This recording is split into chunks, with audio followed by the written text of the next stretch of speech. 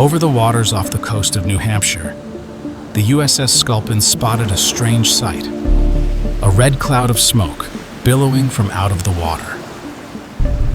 Sculpin drew near, and her crew found a buoy. It contained a telephone receiver. A voice on the other end called for help. Then, the line went dead.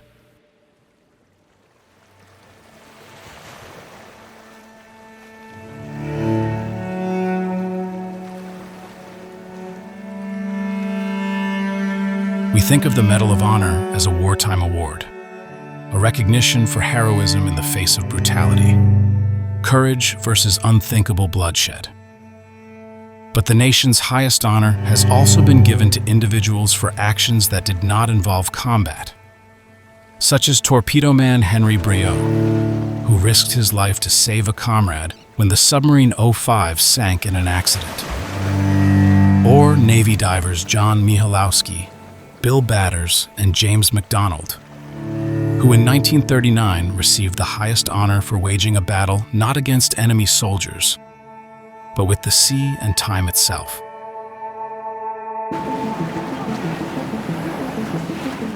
In the first half of the 20th century, it took a special kind of commitment to join the submarine service. In a span of 12 years, 7 U.S. submarines were lost, all in non-combat accidents. Many died because there was no means to rescue sailors trapped underwater. Charles Swede Momsen had experienced these catastrophes firsthand. He had lost a comrade in the sinking of the S-51. As a commander, he narrowly escaped the same fate when his sub became lodged in the mud during a test dive. He had devoted years of his life to designing new methods of survival and rescue beneath the ocean's waves. Rebreathers so submariners could freely ascend to the surface. A rescue chamber that could be lowered to a stricken sub. Most importantly, he assembled a crack team of men willing to risk their lives to pioneer new diving techniques.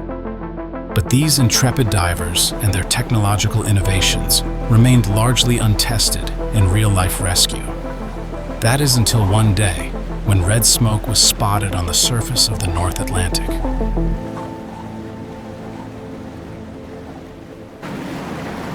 On May 23, 1939, the submarine U.S.S. Squalus had been engaged in a series of test dives off the coast of Portsmouth.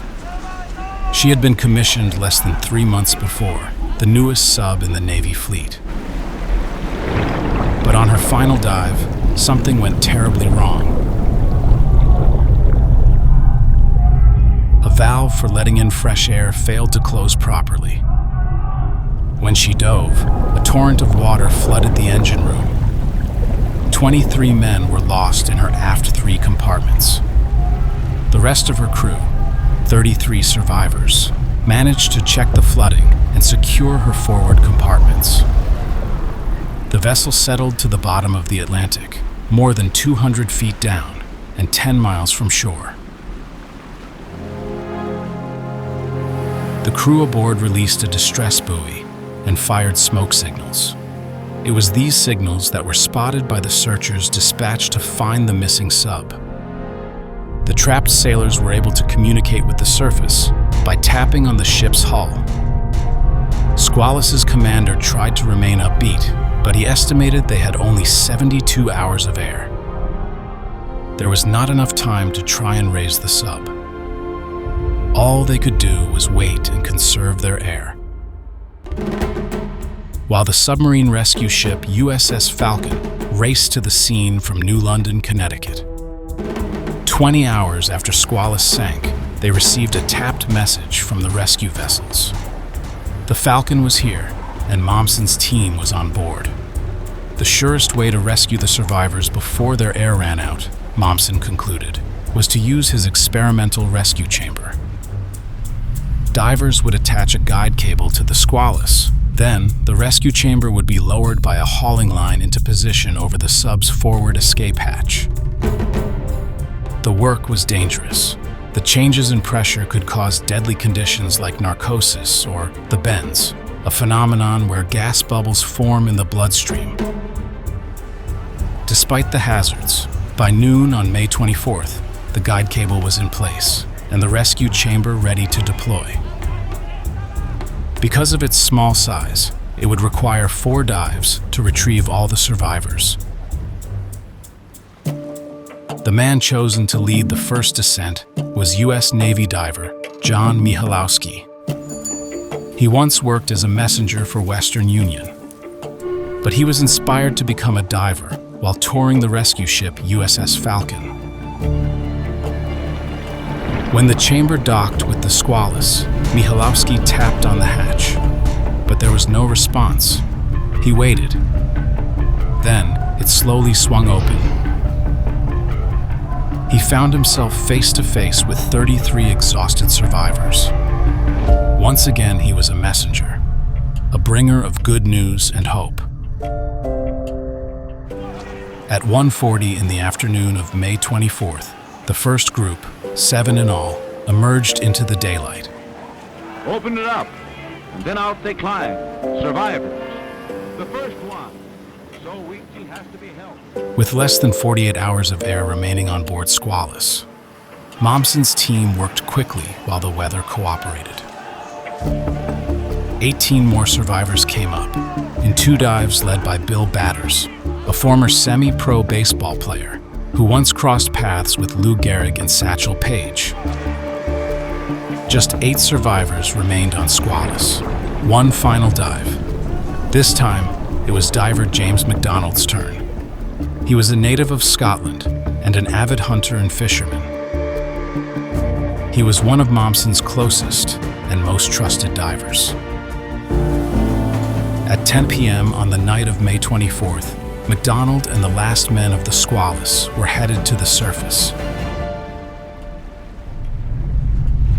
But then, the motor winching them up failed. Short on time, a diver was sent to cut the guide cable to Squalus. Hanging freely, Falcon's crew began to haul the chamber up. Then, a new danger. The cable now holding them began to break under the strain. The Falcon had no choice but to lower them 230 feet down to the muddy bottom. Attempts to attach a new cable failed. The conditions were too extreme, even for Momsen's best divers. There was only one option left. Make the rescue bell as neutrally buoyant as possible and haul it to the surface slowly and by hand. But it was risky. If it was too heavy, the cable could break. If it was too light, they could ascend uncontrollably and collide with the bottom of the U.S.S. Falcon.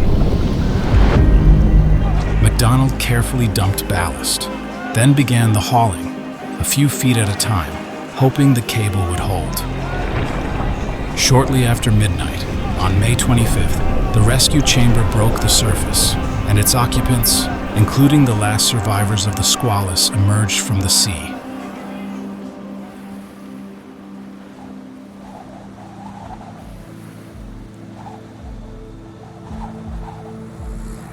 Airplanes carrying journalists and photographers circled above.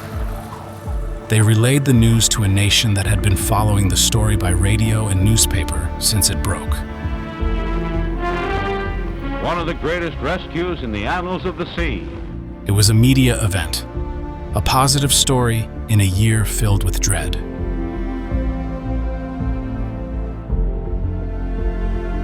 Michalowski, Batters, and McDonald, along with many other divers, worked through the summer to salvage the Squalus.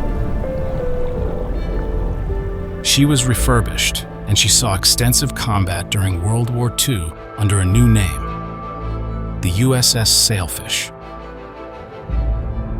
For their numerous risks to their own safety in saving the men of the Squalus, John Michalowski, Bill Batters, and James McDonald each received the Medal of Honor. They were joined by a fourth, Orson Crandall, who had risked his life in the subsequent efforts to raise the Squalus.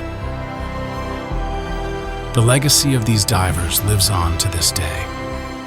Submarines, once seen as dangerous, experimental craft, are now today a key part of the naval fleet. Safety and preparation are integral parts of the submariner's training. Modern versions of the equipment used to save the men of the Squalus are still in use today, as are the diving techniques pioneered by the Medal of Honor recipients who did the work.